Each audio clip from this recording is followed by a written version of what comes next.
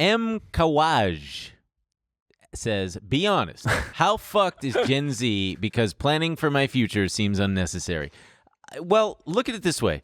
It's either all going to burn or it's not. So which would you rather plan for? You can't plan for it all burning. So you might as well take the optimist side and be cautious, but also assume that you're going to have a future, right? Like, because the alternative is what? The alternative is if you plan if you plan for your future, you're like squirreling away all your money for a nice retirement, and then the fucking planet's on fire, and you're like, this sucks. I never went to Madrid. And, so if you're like working your ass off, you're in your 30s, and you're like, I should have just went to fucking Madrid. But that doesn't, well, then the alternative is. I love tapas. Yeah, sure. I get it. I think you can have the best. I think you can have both. It's not like you can't plan for the future, and also they're not mutually exclusive. A lot of times they are, depending on your salary. Okay, well, so. But also, I'm assuming that this person has the capability of both saving, because planning can mean a lot of things. Planning out your career and, having children, buying a home, whatever it is you're preparing for, where you're going to live, versus just being a doomer about it and thinking, well, what's the point? I'm not going to get a job. I'm not going to progress in my career. I'm not going to have any of these things because I'm fucked anyway. I would do my best, and this is me also, I'm trying my best to avoid that line of thinking because it's not just Gen right, Z. We're all thinking that we're shit. Just, the funnier thing, though, is it seems like Gen Z, a lot of them have accepted it, and we're kind of like, I feel like half of my friends are a bit doomer about it, and then the other half are very much, as they're having kids, so they're pretending that it's not fine, and I feel like I have to bite my tongue around them, and, and I can't be like, damn, dude, your kids, Tyler and Olivia, are for sure going to eat people at some point. They're just going to have to.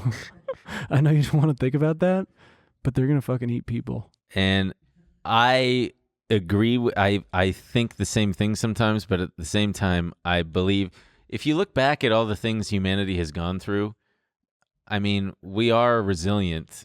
The Black Plague comes to mind, the fucking Depression, World War II, World War I.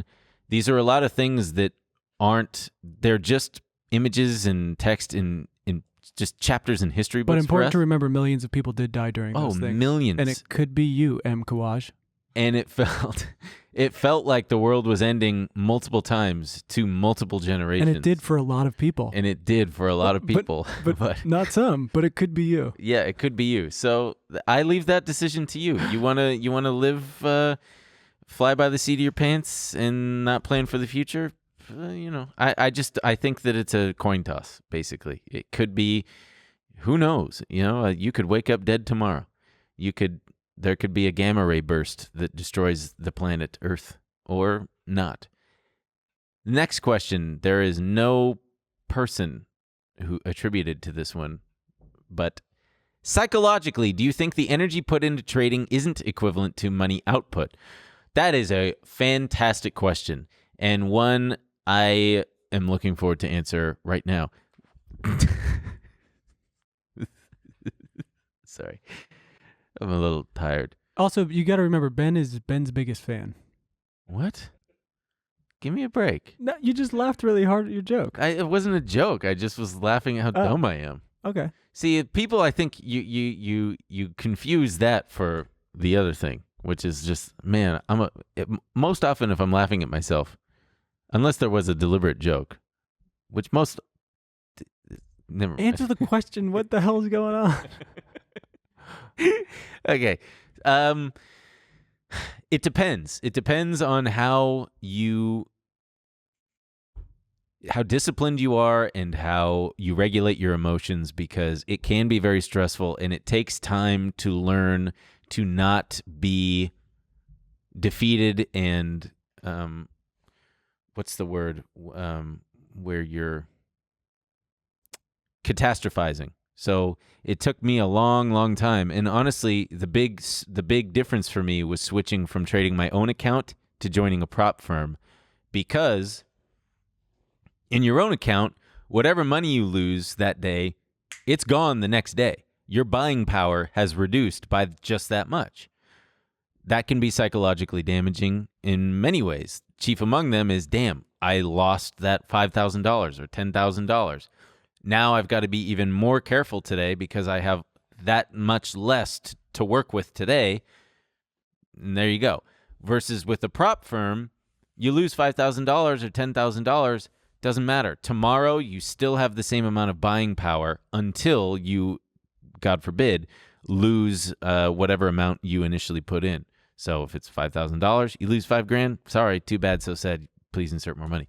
But so psychologically, that really helped me to just kind of like separate myself from losses, because it just takes time. It takes time to separate yourself from the losses as being actual real money getting taken out of your bank account, and instead thinking of it as numbers on a screen, which is fucked up too. But another big part of it is paying yourself. That's something I didn't do before I joined the prop firm. And now every month I tell them, okay, I want to take out this much, because if I made $20K in profits, all right, I want to take out 10, and that feels really good. And it's like, all right, I'm ringing the register. I'm actually seeing profit.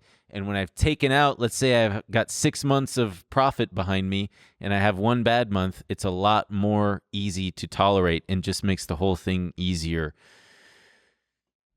So to answer your question, yes, I think the energy put into trading is worth the money output. At least for me, it far exceeds the jobs that I've had before that I wasn't happy in and had me working 60 hours a week and just feeling like shit over.